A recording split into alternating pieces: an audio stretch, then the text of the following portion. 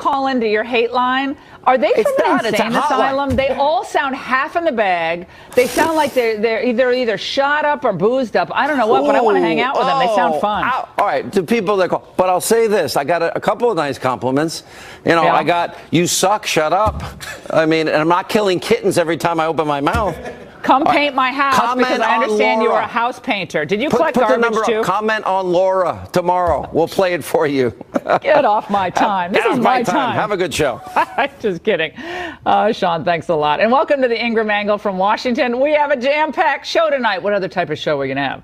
Conservative commentator Ben Shapiro. He just delivered a controversial speech. That means it's any speech. At the University of Connecticut campus and stores. The speech sent campus leftists into frothy fits of frenzy. He joins us exclusively to tell us what happened. And an intensifying showdown tonight between the Justice Department and the House Intel Committee over the release of that classified FISA memo. And Intel Committee member Peter King is here to react. Plus, as the president says, he's ready to talk with Bob Mueller under oath. Longtime Trump confidant Roger Stone says speaking with Mueller would be a trap for the president. He joins us to explain why. But first, accountability in the special counsel's office and a press that just doesn't care. That's the focus of tonight's angle. As soon as Robert Mueller was appointed special counsel in the Russia investigation, politicians rushed to cover him with a blanket of invincibility. Senator, tell us, have you seen anything in this investigation so far that would suggest that Robert Mueller has a conflict?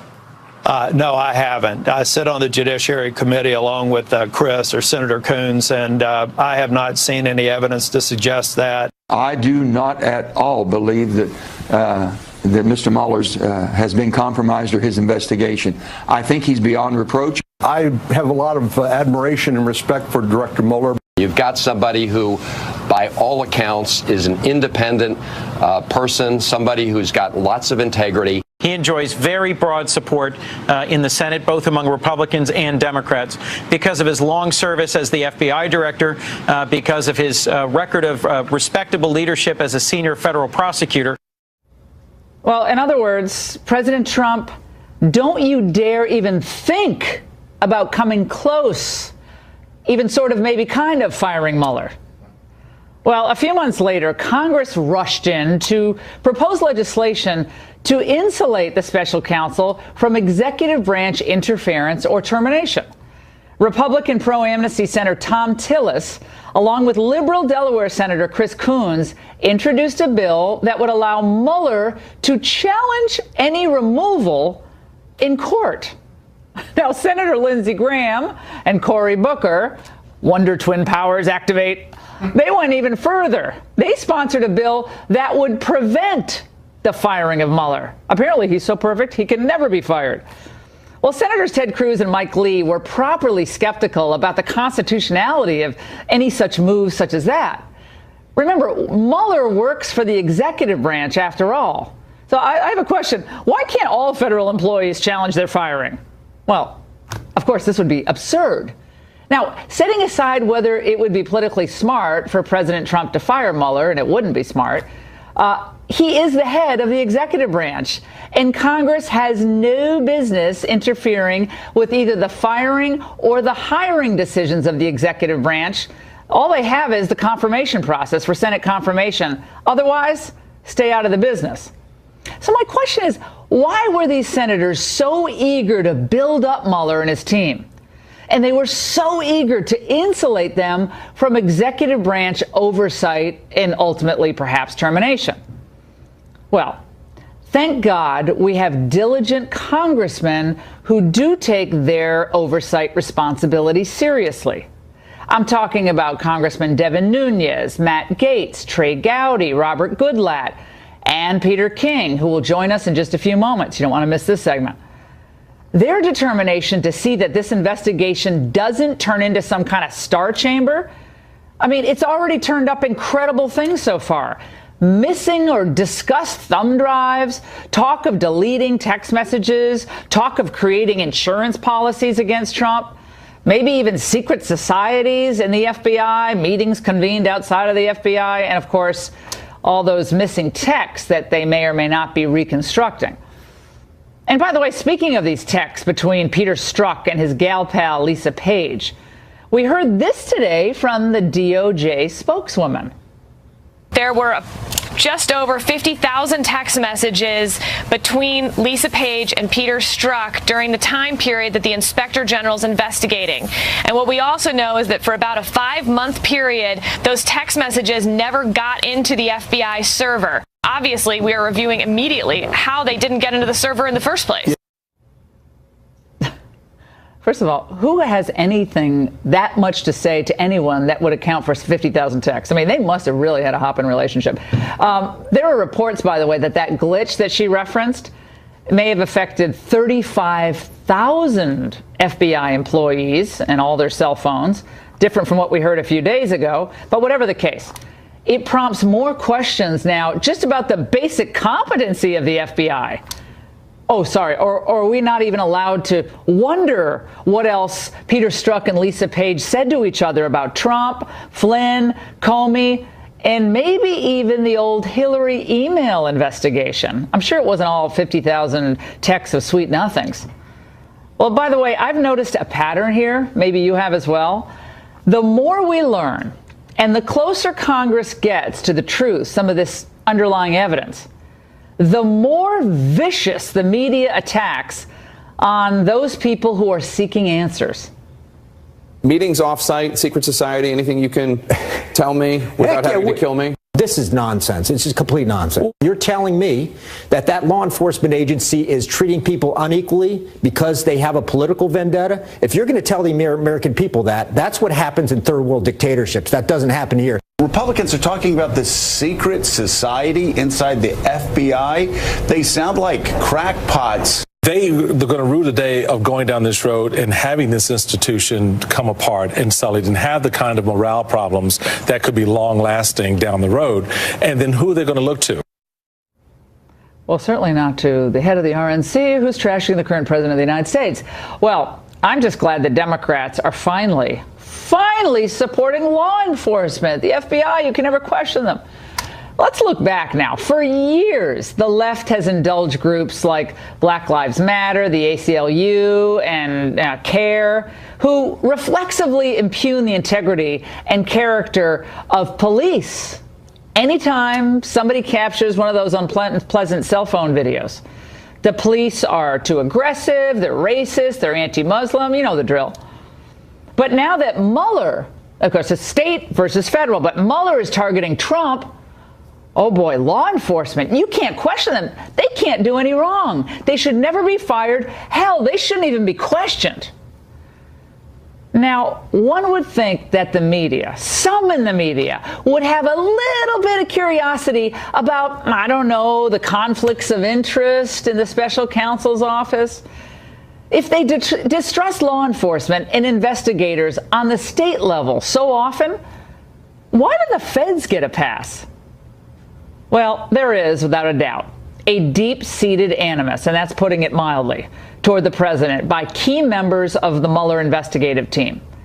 And rather than confront the growing evidence, the left, well, they pull a Saul Alinsky and they start demonizing members of Congress and anyone, frankly, anyone who dares to question the methods and the motives of the Obama Justice Department and now the Mueller gang.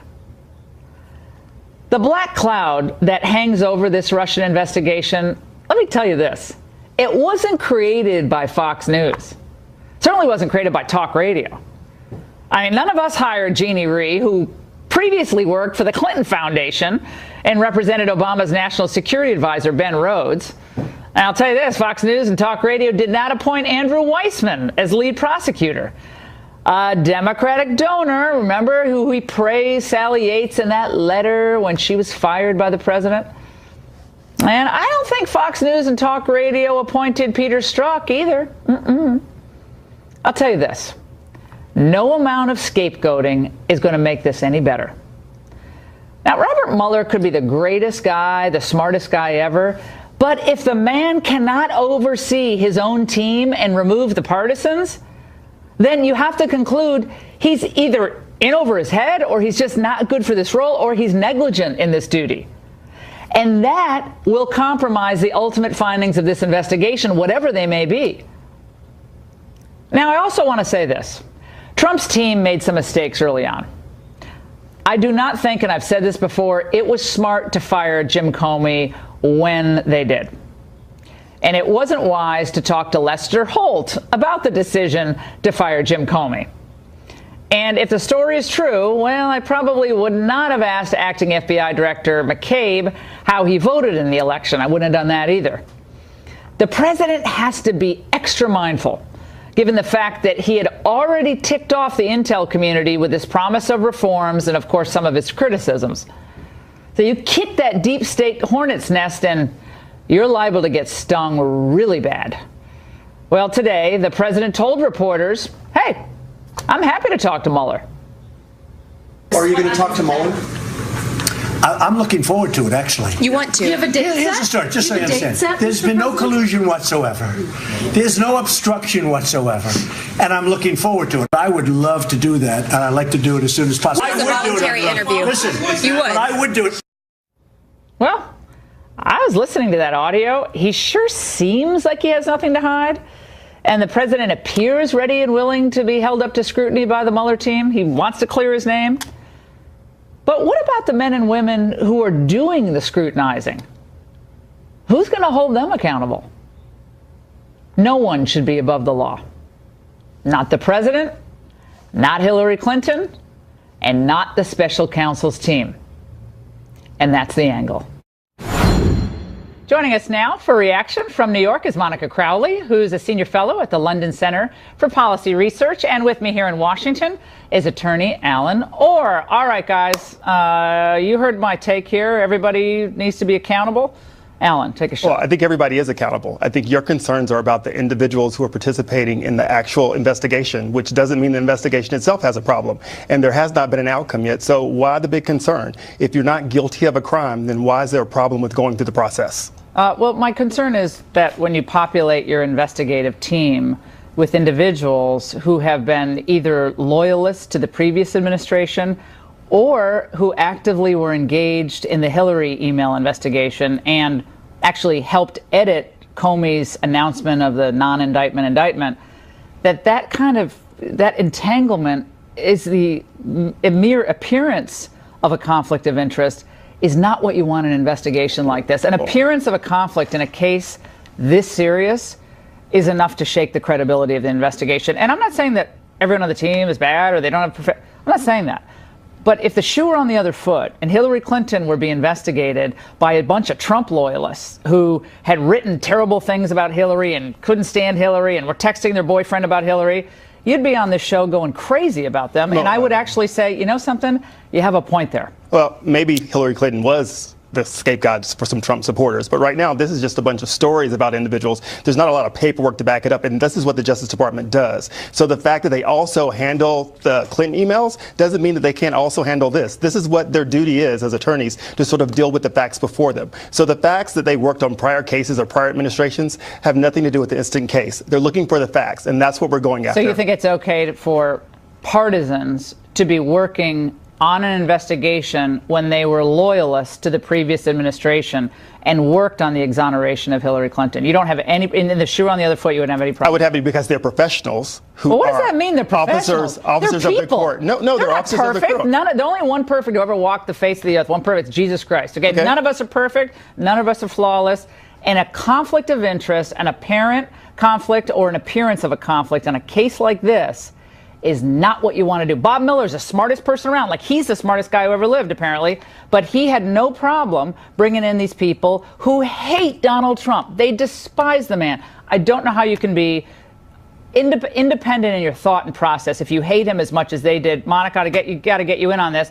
Well, look, Alan says they're professionals, they're doing their job, and I'm sure there are professionals in the investigation. And the Democrats say this is much ado about nothing. This is an investigation that needs to reach its conclusion, and everybody's throwing a bunch of, pixie dust up in the air, hoping it goes away. Well, it may in fact be true, Laura, that this entire investigation was predicated on a lie about Russian collusion, which was essentially a frame of Donald Trump. These people never expected him to win. They expected Hillary Clinton to win. And so all of their possibly criminal and unethical shenanigans throughout the campaign to torpedo Donald Trump, and then once he was elected during the period of the transition to try to set him up on a Russian collusion narrative, they thought that all of that evidence would go away. And guess what? Donald Trump is now the president. That evidence is being uncovered left and right. And that's why the Democrats and the Mueller team, those who have in fact been corrupted, according to the evidence as we know it so far, that's why they are so frantically trying to deflect and lie about not just what they did, but about the president as well. I want you guys to both listen to something that Adam Schiff, also, of course, on the Intel Committee, what he said about this concern about the investigators. Let's watch. Why would you vote to not have access to read things? The point was they didn't care what was in the underlying documents. They wanted to make a political statement. They wanted to feed the beast on Fox News. They wanted to do what they could to derail the Mueller investigation.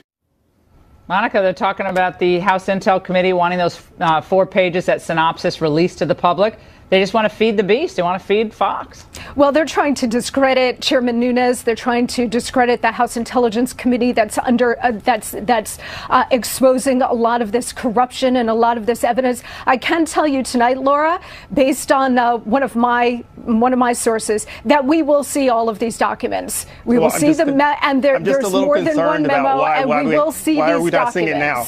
Why do we need to wait to see it? I think the committee has been holding it. They're going through a process, and we will see them. I think the process should be bipartisan because the concern is bipartisan. So why has only part of the committee already seen the memo and the rest of the committee hasn't? Furthermore, why has DOJ not vetted the memo with regards to national security, which is the primary issue of all of this in the first place? So it doesn't sound like a very sound. The attacks on Chairman Nunes and the House Intelligence Committee that's doing incredible work here.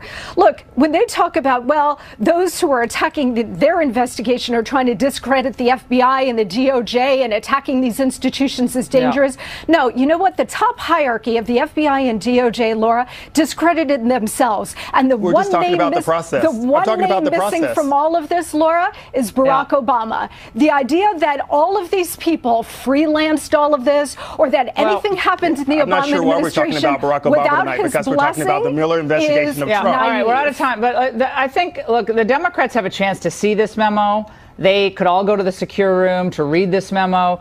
Only, I think, a few have. I'm always for more sunshine, more transparency. Let's see what it is. Let's see if, maybe the Republicans are overblowing it. Maybe this is not a big deal. I don't know. I like to see it for myself.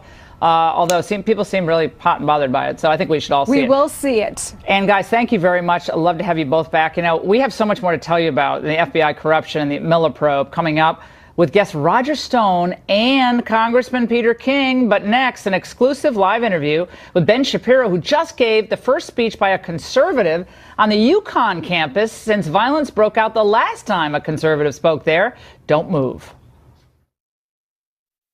Under pressure tonight, the University of Connecticut finally let students sponsor a conservative speaker on campus again. Woo! This was after violent protests erupted outside and inside the hall where the Gateway pundits, Lucienne Wintrich, spoke back in November.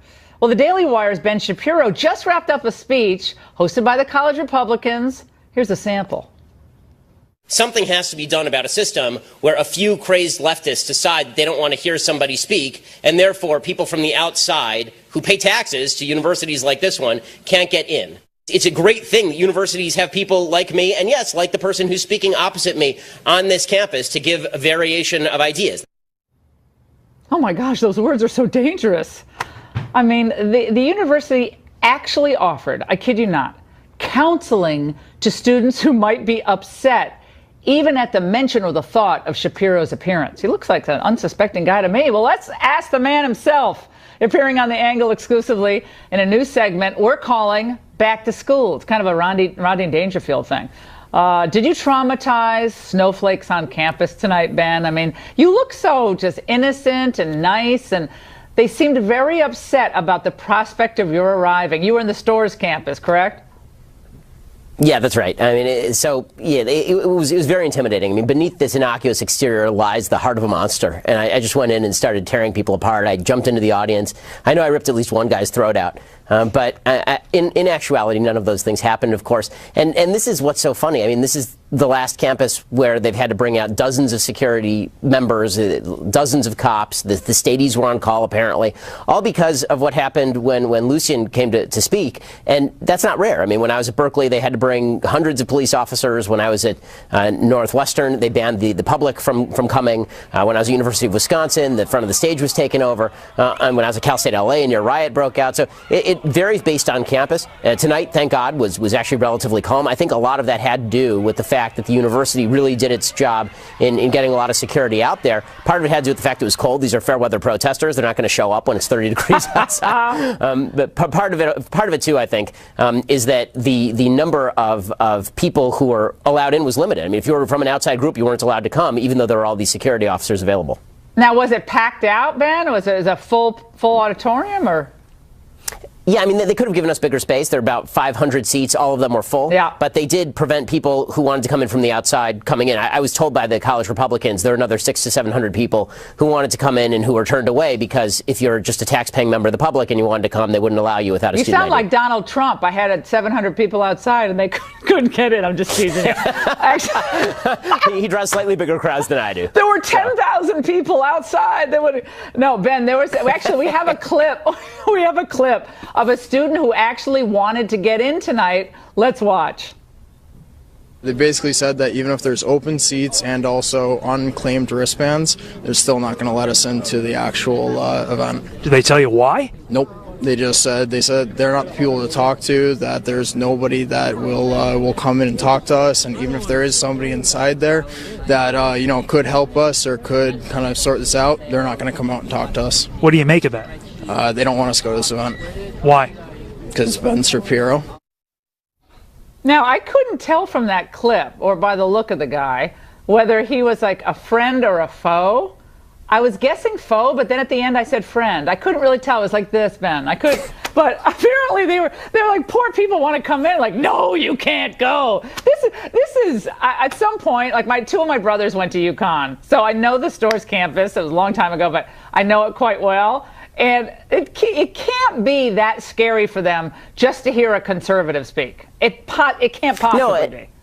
You know, I don't think that it is. As I said in the speech, if you actually have to go seek mental health counseling because you hear that I'm coming to campus, you probably need to seek mental health counseling for a number of other issues that you have. But again, it's the security that I think is the new way that censorship is taking place. So as I've said, there are a bunch of campuses now where the administration says, yeah, we're happy to have a conservative speak, but we're not going to allow people to come and actually hear this. That's what happened at Berkeley. They had a 1,500-seat theater. They ruled out the top half of the theater, and then they prevented people who came same day from actually attending. It's not restricted to me. This is happening to a bunch of conservative speakers around the country, all in the name of safety. But Anita Hill spoke at UConn last week, and it was completely open to the public. So all you need to have is a few leftists who are nasty and make threats, and then presumably the entire public is barred from coming in the name of safety, of course. So it's like Obamacare. You have access to care in theory, but you don't really have care. You're there, but you can't really hear you.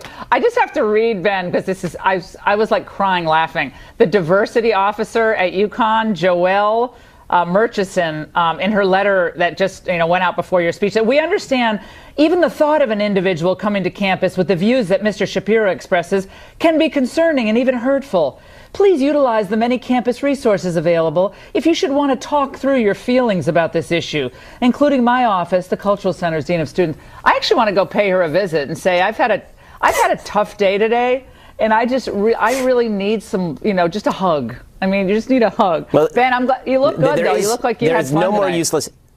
It was fun, and I will say this, there's no more useless title on campus than Chief Diversity Officer, whose entire job is to just pretend to care about a bunch of people who are too weak-kneed to actually come in here as a dissenting point of view.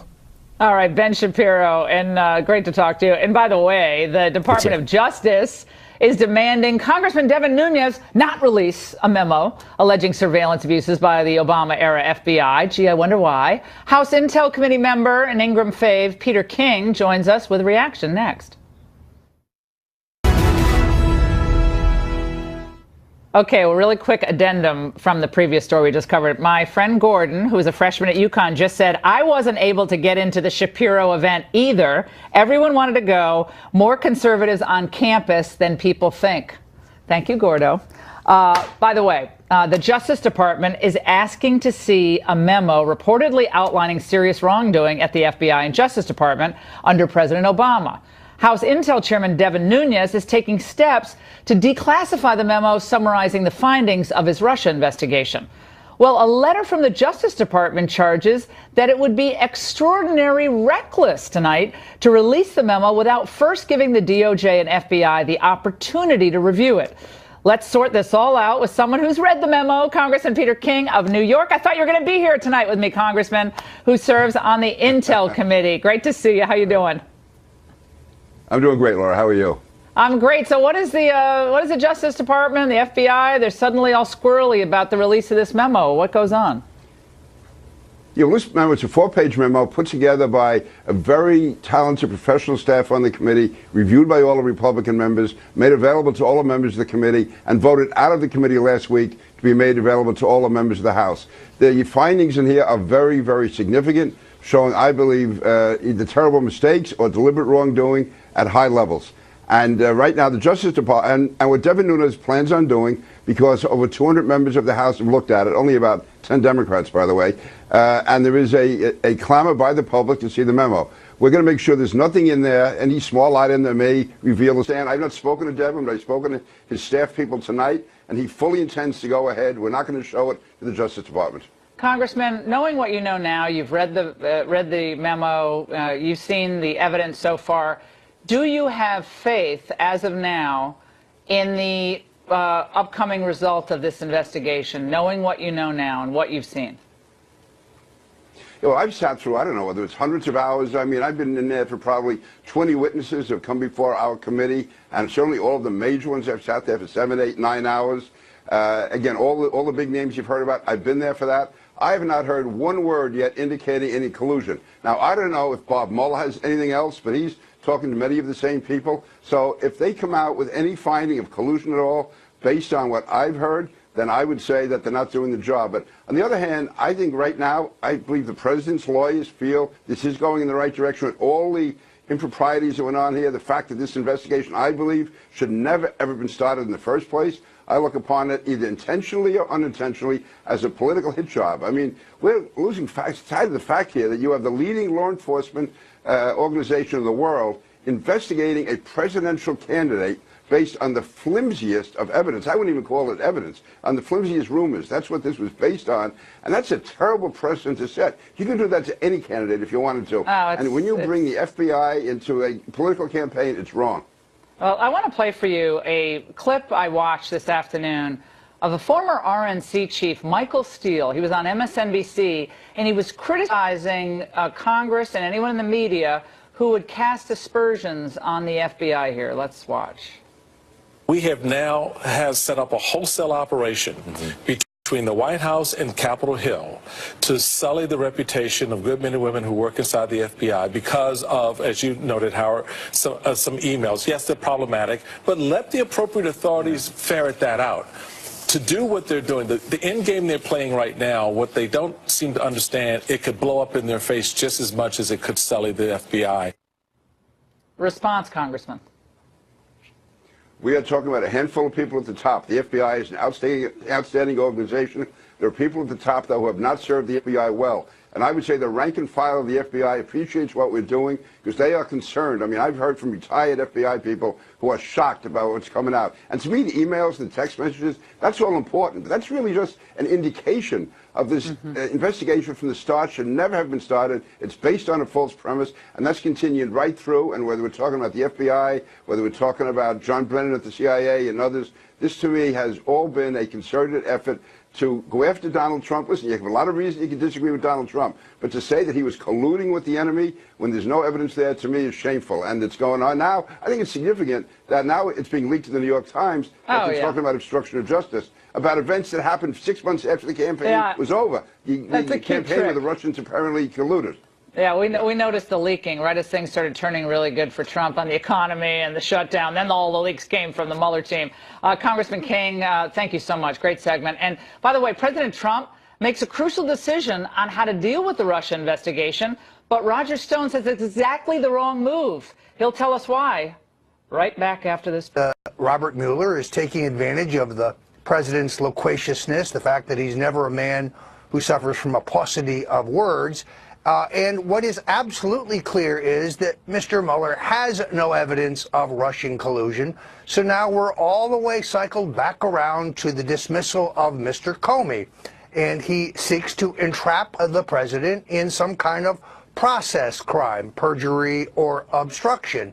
Therefore, the best advice that I could give the president, and I agree with Judge Andrew Napolitano on this, is that under no circumstances should he grant Mr. Mueller an interview. It's a suicide mission. It's a very clear perjury trap. Under Lawrence Walsh's investigation during Iran-Contra, Roger, the special counsel there, Walsh, agreed not to interview President Reagan in person. They submitted interrogatories. The president responded to the written interrogatories, and that's how it went down. Obviously, here, with the precedent of the Star special counsel, they had the videotaped testimony and so forth. So it's kind of a different precedent. But what if they agree to a narrow a narrow pathway, a narrow parameter, where you were only going to ask about these two things? That's what, in a normal grand jury setting or a normal interview setting for a normal client, no lawyer would allow you to go in. They would say, okay, we're only going to, we'll talk, but only about these two topics. What about narrowing the confines of the questions? Well, traditionally, if the information can be got otherwise, the president would not be interviewed. A perfectly reasonable compromise to avoid a constitutional crisis would be for Mr. Mueller to submit written questions and for the president to respond to them in writing. A reasonable person could disagree with that. But for the president to walk into the blade, as it were, and to try to pretend that Mueller and his band of partisan pirates are just honest brokers, honest prosecutors, just trying to ferret out the truth, is disproved by everything we know so far. And now, with an extraordinary number of text messages from the FBI going missing, I'm old enough to remember when 18.5 minutes of Nixon's White House tapes went missing and the mainstream media and the liberals went insane. Where is that outrage today? If nothing, that proves the partisan nature of this inquiry and the fact that the Department of Justice under Rod Rosenstein, who I have advocated the president fire immediately for his conflict of interest, is not on the level. John, you said earlier today the following about what the president should do and how we should consider it. Let's watch. I actually think President Trump should welcome the opportunity to speak to Mueller and try to accelerate it, because after he's done, that will wrap up Mueller's probe. Roger, I assume you disagree with that. Well, spoken like the neocon Bushite that he is. Look, I think that's naive. And I think that's how the president's lawyers are selling this to the president. But these are the same lawyers who urged him to waive executive privilege and turn over all records depending on the impartiality and the lack of bias of Robert Mueller. It is a foolhardy piece of advice. It is a suicide mission. Under no circumstances should the president grant Mueller a live interview. Clearly, there is a compromise. Let them submit questions in writing. Let the president respond in writing. I think he could have done better than Ty Cobb and John Dowd. I mean, God bless them as lawyers. I mean, he needed his own dream team, and I think he needed to raise the bar for the council representation as well. Roger, thank you so much. Terrific appearance as always. Now, President Trump gives surprising remarks on Dreamers today. Ooh. Lindsey Graham is a little too happy, perhaps. Details ahead. DACA recipients over a period of maybe 10 to 12 years, if, it's a big if, he gets legislation with strong border protections, including funding for the wall, as well to an end to chain migration and an end of the visa lottery system. You hear that, Lindsey? Well, the White House clarified that the citizenship offer would only apply to the 800,000 illegal immigrants enrolled in DACA and that they would have to meet certain conditions. Well, Amnesty supporters welcomed the president's statement. Senator Lindsey Graham was practically doing the Snoopy dance. There he is. He said today, with this strong statement by President Trump, I have never felt better about our chances of finding a solution on immigration. Do not try to co-opt his solution. Meanwhile, earlier this week, we told you about HHS, how it's still using taxpayer dollars to shuttle illegal immigrants around the country after they've crossed the border. That's fun. A lawsuit now could determine whether the federal government has the right to force states to accept refugees for resettlement, and whether the feds are responsible for the states for this financial burden, the states that are accepting them. Got a lot of news on this front. And Don Barnett just published a report on that subject of the refugees for the Center for Immigration Studies. He joins us now from Denver. Don, there's so much immigration news, but let's focus for a moment on the refugee issue. I have friends up in Vermont, in the Burlington area, and they say that people arrive in Burlington who are refugees and no one in the community is even told about it. They just kind of show up, and they show up in the public schools, and then the residents are the last to know. What's going on? That's exactly right. There's virtually no consultation with state authorities about where refugees will be resettled. Or little, there's some, but it's wholly inadequate. And no provision for the costs that the refugees bring to the local communities. Don, I have a question. How do they choose which localities get the refugees? It seems like we have an overload of refugees in two places, Maine and Minneapolis-St. Paul. And it's kind of the same latitude. And the maniacs and the Minnesota people, they're wild. I don't understand those people. I mean, I love them, but they're kind of a little crazy. That's why I like them. But I mean, it's right. A lot there and a lot there. A lot of Somalis in both places. Omaha has a lot. Northern Virginia has quite a few refugees. I mean, do they throw a dart at the map? I mean, how do they figure this out? Well, basically, it's run by private nonprofits, and they set up shop, in effect, where welfare is the most generous, where jobs are available and housing is cheap. Now, in the case of Maine, most of the refugees that are in Maine arrived there after they arrived somewhere else. Maybe they first arrived in Atlanta, and then they moved to Maine because it was better. Maine, interestingly enough, is a state that has tried to get out of refugee resettlement. And they don't want to get Paula Page doesn't want any part of this. Yeah, they don't want any part of it. We got problems exactly. with welfare, gangs, housing, huge cost to the state. Right. And I'm sorry to interrupt here, but when you think about the refugees from, let's say, Northern Africa, and they're relocated to Minnesota or Maine or wherever the Catholic Charities or whatever Catholic or Lutheran group they're getting money from the feds, and they're so like assimilation has got to be a little bit trying in certain states and certain climates, correct? Yes, it's a very big issue, and the engagement with the refugee is very short, 3 to 8 months, and it's simply inadequate. There is no assimilation. Assimilation is, as a matter of fact, not in the lexicon anymore. There's not even an attempt. They don't even pay lip service to assimilation. Yeah, the idea of the melting pot, come and be American, they just smash the pot and the water goes everywhere. I mean, it's wild. Don, thanks for that information. Right, it definitely doesn't play. Yeah, we're gonna stay on this topic because a lot of you want to hear from it, and we'll be on it. Do not go away. We have a lot more to get to on the Laura Ingraham Show, the Ingraham Angle, radio, TV, it's all the same. Stay with us. DACA recipients over a period of maybe 10 to 12 years, if, it's a big if, he gets legislation with strong border protections, including funding for the wall, as well to an end to chain migration and an end of the visa lottery system. You hear that, Lindsay? Well, the White House clarified that the citizenship offer would only apply to the 800,000 illegal immigrants enrolled in DACA and that they would have to meet certain conditions. Well, Amnesty supporters welcomed the president's statement. Senator Lindsey Graham was practically doing the Snoopy dance. There he is. He said today, with this strong statement by President Trump, I have never felt better about our chances of finding a solution on immigration. Do not try to co-opt his solution. Meanwhile, earlier this week, we told you about HHS, how it's still using taxpayer dollars to shuttle illegal immigrants around the country after they've crossed the border. That's fun. A lawsuit now could determine whether the federal government has the right to force states to accept refugees for resettlement, and whether the feds are responsible for the states for this financial burden, the states that are accepting them. Got a lot of news on this front. And Don Barnett just published a report on that subject of the refugees for the Center for Immigration Studies. He joins us now from Denver.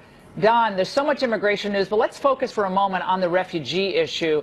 I have friends up in Vermont, in the Burlington area, and they say that people arrive in Burlington who are refugees, and no one in the community is even told about it. They just kind of show up, and they show up in the public schools, and then the residents are the last to know. What's going on? That's exactly right. There's virtually no consultation with state authorities about where refugees will be resettled, or little. There's some, but it's wholly inadequate. And no provision for the costs that the refugees bring to the local communities. Don, I have a question. How do they choose which localities get the refugees? It seems like we have an overload of refugees in two places, Maine and Minneapolis-St. Paul. And it's kind of the same latitude. And the maniacs and the Minnesota people, they're wild. I don't understand those people. I mean, I love them, but they're kind of a little crazy. That's why I like them. But I mean, it's right. A lot there, and there are a lot of Somalis in both places. Omaha has a lot. Northern Virginia has quite a few refugees. I mean, do they throw a dart at the map? I mean, how do they figure this out? Well, basically, it's run by private nonprofits, and they set up shop, in effect, where welfare is the most generous, where jobs are available and housing is cheap. Now, in the case of Maine, most of the refugees that are in Maine arrive there after they arrived somewhere else. Maybe they first arrived in Atlanta, and then they moved to Maine because it was better.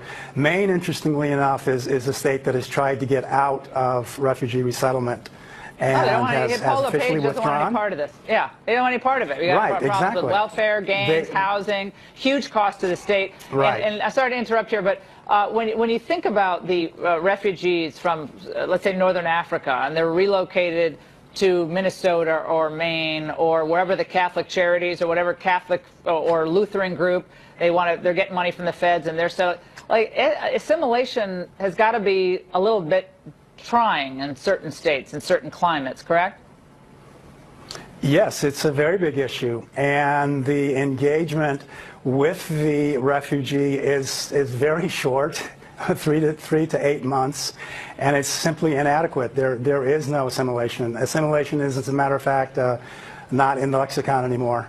There's not even an attempt. They don't even pay lip service to assimilation. Yeah, the idea of the melting pot, come and be American, they just smash the pot and the water goes everywhere. I mean, it's wild. Don, thanks for that information. Right, it definitely doesn't play. Yeah, we're gonna stay on this topic because a lot of you want to hear from it, and we'll be on it. Do not go away. We have a lot more to get to on the Laura Ingraham Show, the Ingraham Angle, radio, TV, it's all the same. Stay with us.